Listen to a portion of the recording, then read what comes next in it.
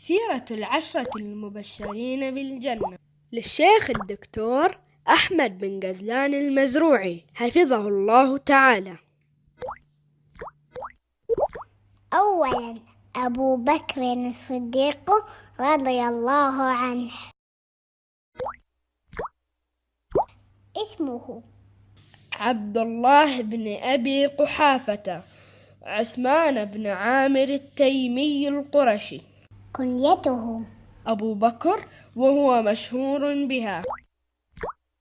لقبه الصديق لمبادرته بتصديق رسول الله صلى الله عليه وسلم في كل ما جاء به وتصديقه له في خبر الإسراء. إسلامه أول من أسلم من الرجال.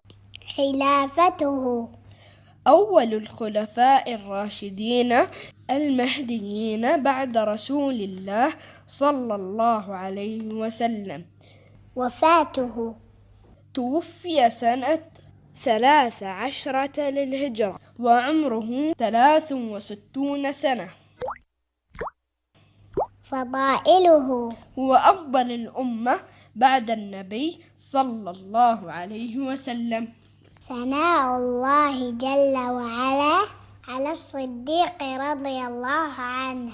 قال تعالى: إلا تنصروه فقد نصره الله إذ أخرجه الذين كفروا ثاني اثنين إذ هما في الغار إذ يقول لصاحبه لا تحزن إن الله معنا. قال أبو بكر رضي الله عنه: كنت مع النبي صلى الله عليه وسلم في الغار فرأيت آثار المشركين، قلت: يا رسول الله، لو أن أحدهم رفع قدمه رآنا. قال: ما ظنك باثنين الله ثالثهما. محبة النبي صلى الله عليه وسلم للصديق رضي الله عنه.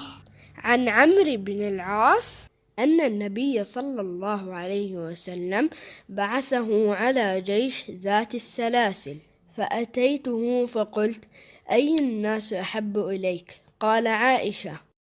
فقلت: من الرجال؟ فقال: أبوها. قلت: ثم من؟ قال: ثم عمر بن الخطاب.